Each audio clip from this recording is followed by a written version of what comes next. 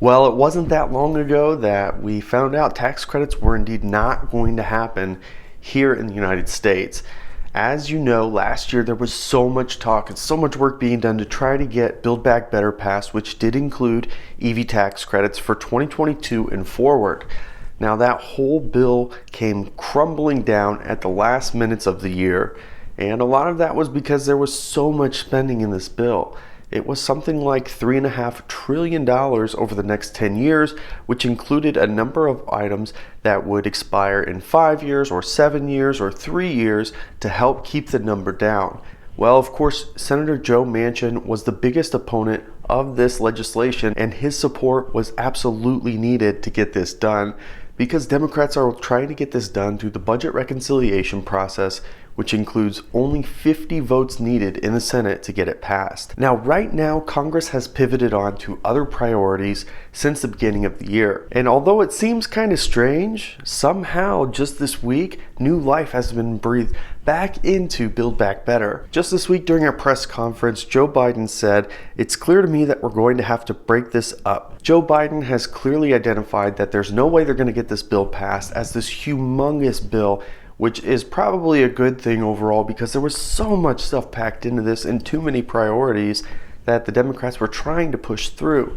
So if they break this up, they should be able to identify the most popular items and the most needed items to try to get those through rather than saying all or nothing. So it sounds like we're going to take a step back and we're going to identify the most important priorities in this bill and try to get those for Build Back Better. Now here's where things get really important because the one man who stood in the way of getting Build Back Better passed, of course, was Joe Manchin. He was at the front of standing against this bill. But just this week, he uttered some comments that make you wonder, is this coming back? Just this week, Joe Manchin said that the climate thing is one thing we can probably come together on much easier than anything else. He did say he would start from a clean slate on climate policy in any new conversations. We have been using our egos and brains to overcomplicate this matter. We have to find out what has 50 votes and then enact that. So what this all means is that in Congress, there is renewed energy to get behind some bill that's going to include a number of priorities. And right now, the only things that we know are a list of items that are likely to be considered in focus area for the negotiations up ahead. Those include climate and clean energy funding, expanded Affordable Care Act funding, universal pre-K, prescription drug savings, and a new tax revenues to finance all of it. And that's really one of the big pieces that Joe Manchin was against in the last one, was that it seemed like a lot of these priorities in this bill, instead of cutting things out, they kept everything in and just had different end dates for all of these programs. And his argument was, once a lot of these programs are enacted, it's hard to take them away. So by not showing how much it costs over 10 years, we are being disingenuous with the numbers. It sounds like Democrats in the Senate got the message, and they will be looking at a 10-year bill, all programs in that 10 years. They're also going to focus on finding a way to ensure that they're paying for all of it, which is another priority that Joe Manchin has cited. With inflation and a number of other financial issues, Joe Manchin has set a priority on reducing the deficit, and the Democrats, it sounds like, have heard that message as well. So they're going to find ways to ensure that not only are they paying for it, but potentially find a way to reduce that deficit over time. So to be honest, this is kind of unexpected. However, although it sounds like good news and a great thing to be moving forward with, there's so much work to be done, and we all know what to expect from Congress, and that is not much. So with all of that, the thing we have to focus on now is, where are the negotiations going to land and when are they going to start? It sounds like they're ready to start talks right now, and sometime in February there's a big deadline approaching that they're probably going to target to try to get this done. That all said, it is important to call out once again that Joe Manchin said we need to start from a clean slate. So although we have an idea of what the EV tax credits would have been in Build Back Better, and there is potentially a chance that it could remain the same language, at least for the EV tax credits, they are talking about starting from a clean slate, which means all of this could change from what we knew before. But with all that said, let's recap what the bill was for EV tax credits and Build Back Better so that you know what to expect, at least from a baseline. I would expect these numbers to all come down, and for the qualifications or the cars that are going to qualify to all start to reduce with a new bill that they come up with. This is a 10-year bill. The first 5 years for all EVs. The next 5 years will be for US built EVs only. This bill is effective after December 31st, 2021.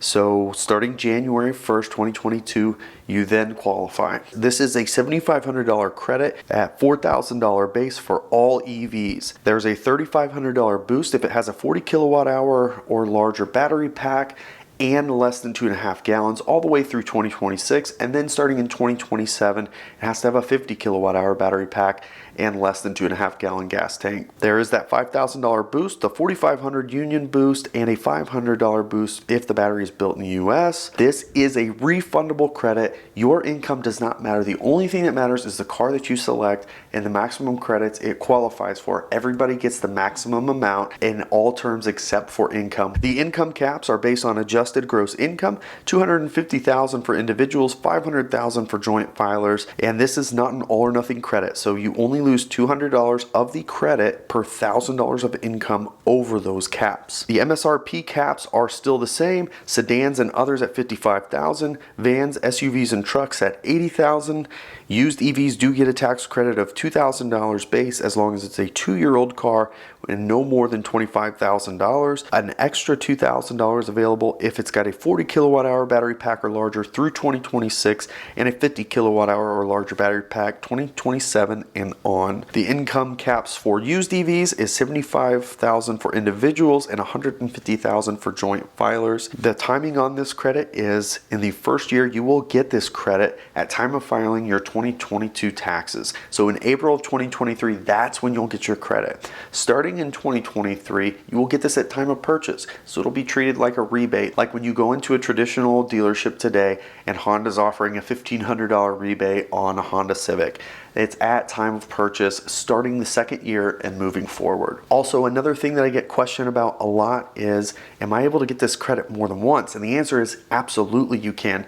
Not only can you get this more than once, but you can get it more than once in the same year. If you are married or you have a partner, this is how you do it. This bill clearly states you are eligible 1 credit per taxpayer per year. So if you and your spouse both want to get an EV in the same year and you want to double your credits, one of you has to order and register one of the cars. The other person has to order and register the other car.